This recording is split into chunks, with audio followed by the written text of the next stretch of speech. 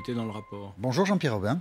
Bonjour Jean-Michel Apathy. Merci d'avoir accepté l'invitation de l'LCI. Vous avez été longtemps inspecteur général de l'éducation nationale. Vous aviez publié un rapport en 2004 sur les atteintes à la laïcité à l'école et un livre en 2020, Comment on a laissé l'islamisme pénétrer l'école, aux éditions Hermann. Et c'est une triste circonstance qui nous réunit ce matin puisque nous commémorons il y a un an l'assassinat de Samuel Paty, professeur d'histoire et de géographie dans un collège de Conflans-Sainte-Honorine. Il a été décapité. Ce meurtre nous a tous marqués. Et on imagine Jean-Pierre Aubin qu'il a particulièrement marqué, que son souvenir marque encore aujourd'hui les enseignants en France. Oui, chacun se souvient du moment où il a appris à la télévision, à la radio, par un ami, un collègue, cette terrible nouvelle. Stupéfaction, tristesse, colère et sans doute une trace très très durable parmi les professeurs, et en particulier les professeurs d'histoire-géographie. Cette trace durable que vous évoquez, on l'évoque comment? La peur s'est installée à l'école? On en parle peu en fait. Vous savez, les circonstances de l'an dernier, il était prévu de rendre un hommage à Samuel Paty à la rentrée des vacances de la Toussaint. Et puis, la crise sanitaire a fait que cet hommage n'a pas pu être préparé entre les professeurs. Ils ont dû prendre immédiatement leurs élèves sans pouvoir en discuter entre eux. Et ça, je pense que ça a été une circonstance qui a été assez dure à vivre pour les professeurs, de ne pas pouvoir en parler et d'être directement au contact des élèves. Et ça veut dire qu'au fond, chaque professeur est un peu isolé avec ce traumatisme, qu'il n'y a pas de vrai échange dans l'école qui permet peut-être de surmonter ce choc? Eh bien, aujourd'hui, c'est une circonstance qui va permettre d'échanger entre les enseignants. Mais moi, je me souviens encore de ce témoignage d'une directrice d'école primaire que j'interrogeais dans le cadre de mon enquête pour le rapport que j'ai remis au ministre en mai dernier sur la formation des enseignants, et qui m'a dit « Mes enseignants ne disent rien, mais je sais qu'ils souffrent. » Voilà. Mais ils ne disent rien. Ils ne disent rien. Voilà. Ils souffrent en silence, me disait-elle. Mais je le sais, je le vois. Et quelles conséquences pratiques? Est-ce qu'il y a des départs de l'éducation nationale, des professeurs qui, par exemple, à la dernière rentrée, n'étaient plus là et ce serait directement lié à l'attentat? Est-ce qu'il y a des renoncements de certains enseignements à l'école? Quelles sont les conséquences de ce... Alors, les conséquences, on ne les mesure pas toutes encore, je pense. Ça va s'installer dans la durée, on va en prendre conscience peut-être aussi dans la durée, et puis ça va dépendre de la manière dont l'institution prend en charge cette tragédie. On le voit dans l'institution prend en charge, qu'est-ce que vous voulez dire? Par exemple, je pense à la mission qui m'avait été donnée de faire un plan de formation, laïcité, valeurs de la République, pour l'ensemble des personnels de l'éducation nationale. Donc, c'est les conséquences de ce plan qui va viser à former 1 million de personnes en 4 ans, ne vont pas se mesurer immédiatement. Vous voyez, c'est ça que je veux dire. Mais dans l'immédiat, bon, outre les témoignages de certains enseignants, en particulier du collège de Conflans-Sainte-Honorine, qui ont quitté l'enseignement, qui sont pour certains reconvertis, qui sont plus particulièrement touchés évidemment par le drame. On a un sondage de la Fondation Jean Jaurès et de l'IFOP qui montre que les enseignants qui disent s'être déjà autocensurés par crainte d'incidents avec des élèves sur des questions religieuses. Avant même l'attentat, j'imagine. Avant même l'attentat et après l'attentat, a fait un bond de 12 points entre avant et après. Voilà. Et atteint aujourd'hui 1 enseignant sur 2 qui déclare s'être déjà autocensuré, avec des scores beaucoup plus importants en zone d'éducation prioritaire. Ça veut dire quoi, s'autocensurer pour un professeur à l'école? Quelle matière aborde-t-il avec plus de prudence et quelle impasse peut-il faire pour ne pas choquer ses élèves? Ça veut dire plusieurs choses. Ça veut dire, par exemple, que lorsque des propos sont inadmissibles dans la classe, racistes, antisémites, obscurantistes, le professeur ne le relève pas, par exemple, en disant « je ne vais pas créer un incident ». Vous voyez, c'est une censure préventive. C'est par crainte de. C'est pas parce que je ne dis plus rien, parce que j'ai eu des incidents. Alors d'autant plus, si vous voulez, que le sondage est beaucoup plus précis, les enseignants de moins de 30 ans, c'est 68% qui s'autocensurent, et ceux de plus de 60 ans, c'est moins de 30%. Et donc, plus la carrière est courte, plus on s'est déjà autocensuré, vous voyez. Est-ce qu'on s'autocensure ou est-ce qu'on a perdu le sens? Est-ce que les plus jeunes parmi nous ont perdu le sens de la laïcité, de la mise à l'écart des religions? Est-ce qu'on peut faire une différence entre censure et une mauvaise compréhension ou un oubli, une perte de sens par rapport à ce qu'est la laïcité? Alors, le fait que les enseignants sont très peu formés à la laïcité, aux valeurs de la République, joue effectivement dans cette autocensure qui touche pas seulement les propos éventuels, comme je le disais tout à l'heure, mais qui peuvent viser des parties entières du programme. Bon. L'enseignement lui-même. L'enseignement lui-même, oui. Il y a eu, dans le dernier rapport de l'inspection générale, en 2019, sur cette question, on a un exemple qui est donné, entre guillemets, avec une citation d'une enseignante d'économie et gestion qui dit « Moi, je n'enseigne pas l'égalité entre les hommes et les femmes dans l'entreprise, parce que je sais que mes élèves y sont opposés, mes élèves garçons y sont opposés, je veux éviter des incidents. » Voilà. Donc une partie du programme, l'égalité des hommes-femmes dans l'entreprise n'est pas faite, et elle assume. Elle explique les raisons pour lesquelles elle ne le fait pas. C'est un exemple. La peur des incidents. La peur d'incidents, voilà. Je sais que mes élèves vont mal réagir. La peur de la réaction des garçons. Des garçons, oui. Exactement.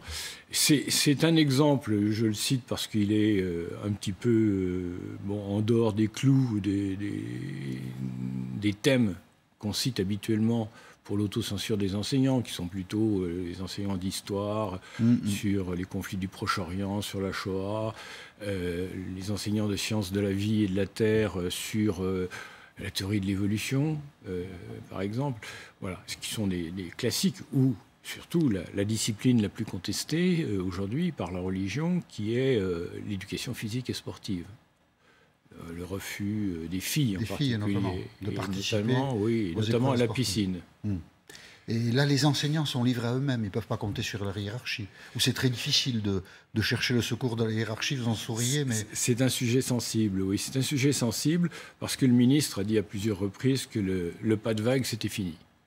Or, quand on interroge les enseignants, et en particulier dans des sondages un peu objectifs, comme celui de la Fondation Jean Jaurès que j'évoquais tout à l'heure, on voit bien que les enseignants se confient peu à leur hiérarchie et qu'ils préfèrent en parler à leurs collègues. Donc, il y a un manque de confiance. Ils pensent non seulement ils risquent de ne pas être aidés, mais ils risquent d'en pâtir, c'est-à-dire d'avoir une mauvaise évaluation, le fait de troubler la paix scolaire, voilà, et de provoquer un conflit risque d'entraîner un mauvais jugement de la part de leur inspecteur ou de leur chef d'établissement. Donc il y a une solitude de l'enseignant. Il y a une réelle solitude aujourd'hui des enseignants. Le drame qui s'est produit à Conflans-Sainte-Honorine il y a un an, l'assassinat de Samuel Paty, n'a pas changé cela? Il n'a pas encore changé vraiment cela, parce qu'on est dans une culture de l'éducation nationale qui est très ancienne, en fait. Le pas de vague, c'est pas simplement la religion, la laïcité, les valeurs de la République. Le pas de vague, il y a des tas de sujets depuis fort longtemps, en particulier des choses aussi anciennes que la pédophilie. Comme à l'Église, on a très longtemps, dans l'éducation nationale, lavé notre linge sale en famille, c'est-à-dire, en particulier dans le premier degré, lorsque les risques du métier, disait-on, par euphémisme, eh bien, lorsque un enseignant franchissait la ligne, eh bien, on le changeait d'école. Il n'était pas sanctionné. Et s'est installée à partir de là une culture une culture particulière, c'est ça que vous voulez dire? Oui, qui est très ancienne, en fait. On est loin de la laïcité, donc j'essaie de faire le lien entre les deux. Oui, on s'éloigne de la laïcité, mais cette culture d'un monde clos qui gère ses conflits lui-même en interne vient de très loin. Il vient des collèges congréganistes de l'Ancien Régime. On était dans les franchises qui faisaient que la loi de l'institution était supérieure à la loi du royaume. Et en tout cas, c'était la corporation qui gérait ses propres conflits. Donc et les manquements de ces... c'est une culture installée, une culture ancienne, et il faut beaucoup de temps voilà. Pour faire changer tout cela. Vous avez écrit un livre, je l'ai cité, comment on a laissé l'islamisme pénétrer l'école. Mais pour poser la question, alors évidemment c'est un domaine très sensible et il faut être très attentif sans doute à la question, peut-être à la réponse. C'est l'islamisme ou c'est l'islam qui est un problème à l'école? C'est l'islamisme. C'est l'islamisme. Il ne faut surtout pas faire d'amalgame entre islam et islamisme. Je voudrais donner un chiffre qui est révélateur. La Fondation pour l'innovation politique a fait une recherche il y a 2 ans, en 2019, qui montre que sur 40 ans d'attentats islamistes dans le monde, d'attentats, pas seulement en dehors des guerres et des victimes des régimes en place, 167 000 morts, 91,2% sont des musulmans. Il est clair aujourd'hui, c'est un chiffre qui montre bien que les premières victimes de l'islamisme sont les musulmans eux-mêmes, pour des raisons historiques et géopolitiques évidentes. C'est d'abord dans les pays musulmans que les islamistes cherchent à arriver au pouvoir. En termes de politique, je le comprends bien, mais quand vous évoquez l'exemple de cette enseignante qui n'enseigne plus l'égalité dans l'entreprise entre hommes et femmes, là, elle est confrontée à un problème culturel, à des populations qui ne sont pas les enfants, les garçons, vous le disiez, qui refusent ce type d'enseignement, ne sont pas des islamistes. C'est une culture ordinaire qui les empêche d'accéder à l'idée que les hommes et les femmes doivent être égaux, par exemple, dans les entreprises. Oui, c'est un exemple évidemment parmi d'autres, mais lorsque vous prenez un autre exemple qui est que 6% des collégiens musulmans croient plutôt que les espèces ne sont pas les espèces vivantes ne sont pas le résultat d'une évolution, 6% donc pensent que le professeur dit la vérité. Bon, et là on est 6% seulement pensent que le professeur dit la vérité. Ouais. Et donc on est bien obligé de voir qu'ils sont influencés quand même par quelque chose. C'est pas spontanément qu'ils pensent ça et qu'ils s'opposent même à la parole de leur professeur. Donc ce quelque chose, c'est une idéologie qui est véhiculée de diverses manières dans leur milieu social, dans leur quartier, sur Internet, par des prédicateurs, par toute une littérature dans les librairies islamiques, dites islamiques. Et il y a une réelle pénétration d'une idéologie totalitaire, révolutionnaire même,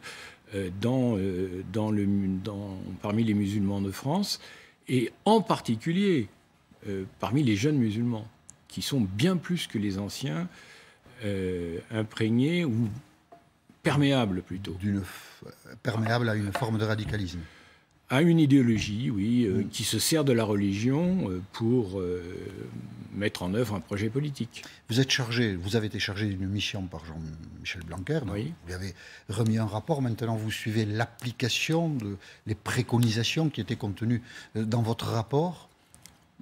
On a l'impression que l'éducation nationale, c'est un tel mastodonte qu'avant que les choses changent, il se passera beaucoup de temps. Il est certain que les évolutions dans l'éducation nationale sont relativement lentes. C'est un euphémisme. Mais là, j'ai été agréablement surpris par la rapidité avec laquelle le ministre s'est emparé d'une trentaine de propositions, a déclaré qu'il les retenait toutes et qu'il souhaitait qu'elles soient mises en œuvre très rapidement. Et je dois dire que lorsque je suis rentré de mes congés d'été et que j'ai repris contact avec l'administration centrale, j'ai vu que le mois de juillet et le mois d'août avaient été des mois intenses de préparation.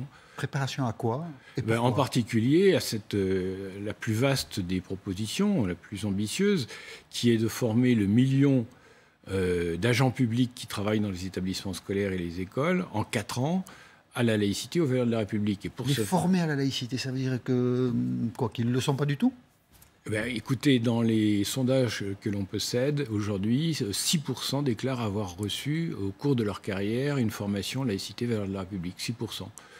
Et les chiffres que j'ai pu mettre à jour, qu'on m'a donné l'an dernier, sur l'année 2019, la dernière avant la crise sanitaire, montrent qu'un instituteur sur 100 avait reçu dans l'année une journée de formation, 1 sur 100. et 4 professeurs du secondaire sur 100. Donc c'est une proportion très faible.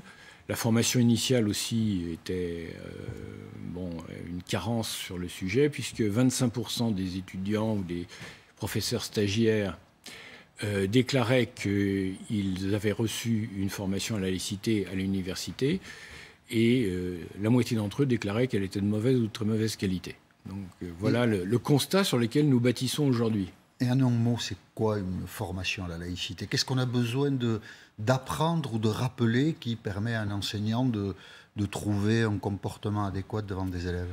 Alors il y a deux choses, il y a deux volets si vous voulez. Il y a un volet connaissance. La laïcité, ce sont des connaissances tout d'abord. Les valeurs de la République, savoir quelles sont-elles. Bon, en général, on dit liberté, égalité, fraternité, laïcité, puis on oublie l'indivisibilité, la justice sociale, la dignité humaine, par exemple, qui sont des valeurs très fortes affirmées par des textes fondateurs de notre République. Donc il faut rappeler ça, donner des éclairages sur ce que cela signifie concrètement, sur les atteintes à ces valeurs, à ces principes, les principales, et deuxièmement, comment combattre concrètement ces atteintes, c'est-à-dire des compétences pratiques, des outils aussi, des ressources pour donner aux enseignants, en particulier dans l'enseignement de leur discipline, des outils pour combattre des contestations. Les moyens de faire face à les contestations quand on est dans une classe. Et de manière objective et de manière pédagogique aussi. Et donc, vous l'espérez, 1 million de personnes au sein de l'éducation nationale devraient être formées de la sorte dans les années à venir. L'objectif, c'est 3 demi-journées de formation dans les 4 prochaines années. Des formations qui se dérouleront dans les écoles, dans les lycées, dans les collèges, à l'intérieur, en négociation avec les personnels, avec le chef d'établissement, le directeur d'école, pour essayer d'adapter la formation au contexte, l'âge, le quartier, le milieu social, l'histoire de l'établissement. Et pour ce faire, on va former 1000 personnes, 1000 formateurs au niveau national.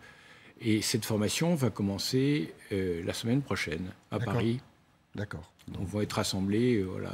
Les choses se mettent en place et aujourd'hui... Assez vite, oui, je trouve, par rapport à d'autres périodes que vous avez d'autres périodes où les choses étaient plus difficiles. Et donc aujourd'hui, dans toutes les écoles de France, les lycées et les collèges, à l'initiative des professeurs et sous des formes diverses, un hommage sera rendu à Samuel Paty et nous essaierons à partir de ce souvenir de comprendre que nous vivons tous ensemble et que cette violence-là est inacceptable. Bien sûr. Merci Jean-Pierre Aubin d'avoir accepté l'invitation d'LCI dans cette journée particulière.